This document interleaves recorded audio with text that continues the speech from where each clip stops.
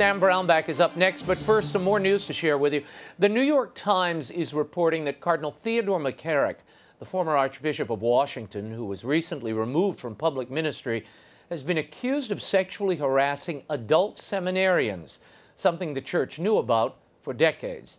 According to interviews and documents obtained by the Times, between 1994 and 2008, multiple reports of the cardinal's transgressions were made to American bishops and the papal nuncio here in Washington, as well as Vatican officials. Yet during that time, McCarrick rose through the ranks of the church hierarchy to become one of the church's most prominent cardinals. One common accusation: McCarrick would invite a few specially favored seminarians to overnight stays at a beach house in Sea-Girt, New Jersey, a retreat purchased by the Diocese of Metuchen at the behest of then Bishop McCarrick in 1984. Once there, McCarrick would invite one seminarian to share his bed. These accusations never advanced beyond inappropriate touching, but others did. 2 lawsuits involving the cardinal were settled years later. Cardinal McCarrick, now 88, was removed from ministry only last month after the Archdiocese of New York deemed credible an accusation that he had molested a 16-year-old altar boy nearly 50 years ago. In Nicaragua, violence by police and pro-government paramilitaries continue. This past weekend, 2 students, among them 150 protesters who sought refuge in a Managua parish, were killed when paramilitaries fired on the besieged church. It is the latest incident where the church has been targeted as clerics seek to mediate peace talks between the government and opposition groups. In a separate incident, Nicaraguan Bishop Juan Mata, one of the national mediators in the talks, was attacked while stopped at a police checkpoint. Bishop Mata was not injured, but his car's tires and windows were damaged when the vehicle was fired upon. The bishop then had to take shelter in a house that was later surrounded by supporters of President Daniel Ortega. The Archdiocese of Managua intervened, getting the government to send the police commissioner to the home to guarantee the bishop's safe passage. The country's bishops' conference released a statement saying they have witnessed the government's lack of political will to dialogue sincerely and to seek real processes that would lead to a true democracy. End quote. They added that Ortega's government has refused to address the dismantling of the pro-government paramilitaries. Protests against Daniel Ortega that began on April 18th have resulted in the deaths of some 300 people. To tell us more about the efforts of the U.S. State Department to promote and protect religious freedom and religion abroad is the Ambassador at Large for International Religious Freedom at the U.S. Department of State, Sam Brownback. I sat down with him recently here in our D.C. studio. Take a look. Sam Brownback, great to see you. Thanks, Thank Raymond. you for coming back to the show. What has it been like being in this position? One that I have to say, having covered your career for so long, this is really a passion for you and has been for a long time. It is. I feel like I'm going to work, but I'm not going to work. This is like going into your vocation, and you just show up, and every day you get to work with the best clients in the world, because there are people that are persecuted for their faith, whatever that faith is. Right. And a lot of them have just these really passionate stories, or have had great difficulties, but in some cases we can stop the suffering, we can get some people out of jail, and hopefully over the longer term we can spread religious freedom around the world. That's the key objective. Now, some would say the government shouldn't be in the business of affirming a faith at all. And why do you have to be in this business at all? And does it have a function at the State Department? Well, it has an absolute, and it's a central function of government, because this is the protection of one of your foundational freedoms, rights, your human rights. The right to what do you do with your own soul, and it emanates from the dignity that you are as a person. You as a person have the right to do with your own soul what you choose, and no government has the right to get in the way of that. And our argument to these other governments is, look, the space you occupy as government is to protect the right. Not to pick winner or loser, not to favor one or the other. It's to protect the right of the individual to practice their faith, or no faith at all. Your boss, Secretary of State Pompeo, announced not long ago this ministerial to advance religious freedom. I want to play this bite for you and get your reaction. Roll that. This ministerial, we expect, will break new ground. It will not just be a discussion group. It will be about action. We look forward to identifying concrete ways to push back against persecution and ensure greater respect for religious freedom for all. This ministerial will begin on July 24th. What is the intention of it? How will this work? It's to spread religious freedom around the world. It's to see the gates of religious freedom fly open around the world. We've invited a number of countries, those that agree with us and those who are aspiring to be religiously free countries, to come to it.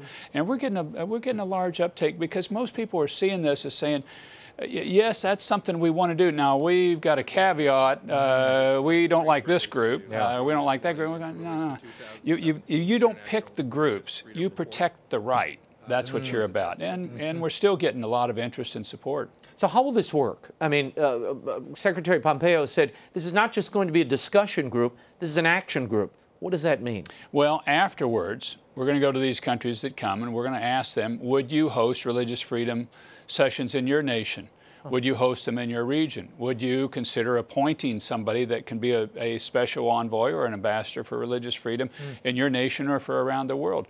We're going to put forward some ideas that we think are useful in their country to, again, to spread this, because we don't want it just to be a discussion. Having said that, this is the first time this has ever been tried, to our knowledge, in the world, where you're getting a ministerial, foreign ministers from around the world together on the topic of religious freedom.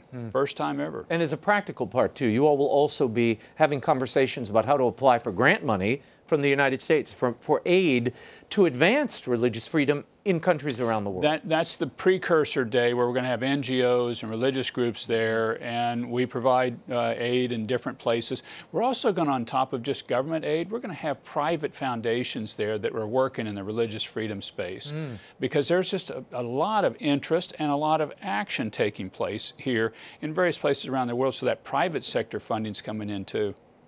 You have said that a lack of religious freedom not only creates space for terrorism, but can destroy an economy. It does. Where do you see that most prominently now?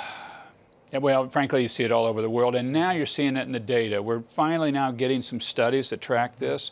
If you want less terrorism, provide more religious freedom. And most governments think, if I want less terrorism, I'm going to just stomp on my religious minorities. Wrong answer. You're going to get more terrorism. If you want more economic growth, provide more religious freedom. You get more people coming in, you get more thoughts, you get more of this interaction of individuals taking place if people are free to practice their faith. And then the final thing that's an intangible, we know it's important, is you release spiritual capital. You release communities to build hospitals and schools and things like that a government can't get all this done. And that creates the civil society that you need, as we're seeing in places like Iraq and Syria. Without that, it's very difficult for people to return. I was just less than a week ago in a hospital that had been trashed by ISIS. And people there, they'd renovated a few pieces of the hospital, so there's people crowding into it. How do you grow a community without some form of health care, and it's been trashed by your terrorists? You need these as foundational building blocks, and you release it when you release, really, religious freedom. How much money, I mean, I don't want to put you on the spot, but how much money does the United States set aside for advancing religious freedom?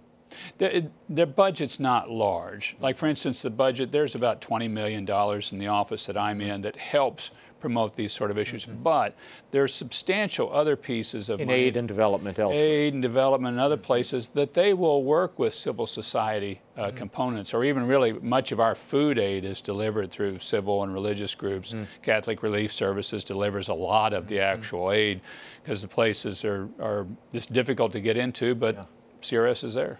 Give me a sense of the personal side of this. I know you met with an evangelical pastor in Turkey, Andrew Brunson. He has been held on espionage charges.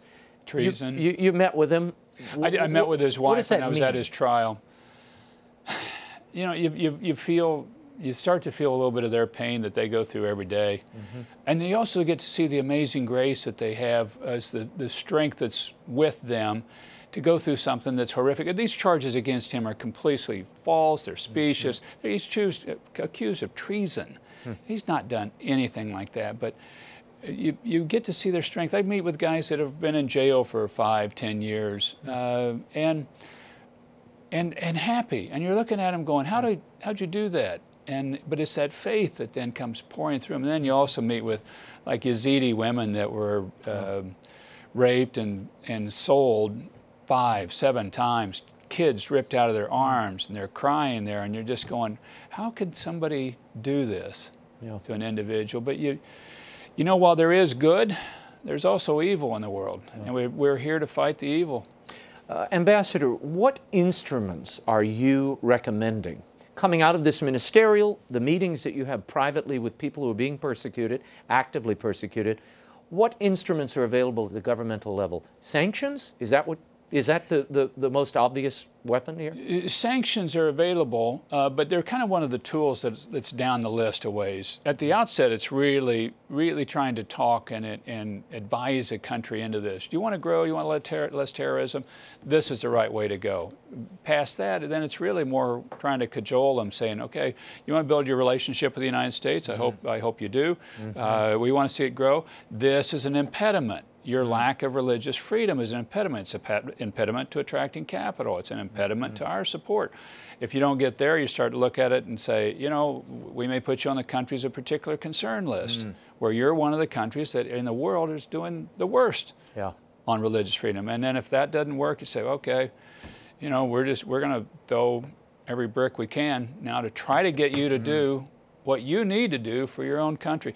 I had a meeting the other day with a guy, a nation, and they're moving the right direction. And I said at the end of it, you know, there are going to be millions of people in your country that are going to live a better life if we get this right. And it's true.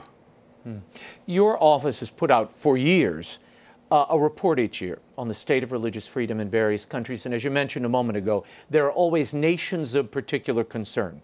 What does that mean within the government? So many times you see nations there, but there's no downside for them being on that list. Yeah, and that's been true in some cases. We list them there because we're looking at saying these are the worst actors in the world. They have the most persecution. Now, unfortunately, about 3/4 of the world's population lives in a religiously restrictive environment where you're not free to practice your faith. But these countries of particular concern are the worst actors, and that's why we're citing them. But I think you're going to start seeing more action come out of that we're going to start taking more action to either you improve your act or we're going to further distance ourselves and we're going to have more difficulty between the two of us because it's such a foundational issue. Is there a closer relationship? I mean, you may or may not know this, but I bet you would.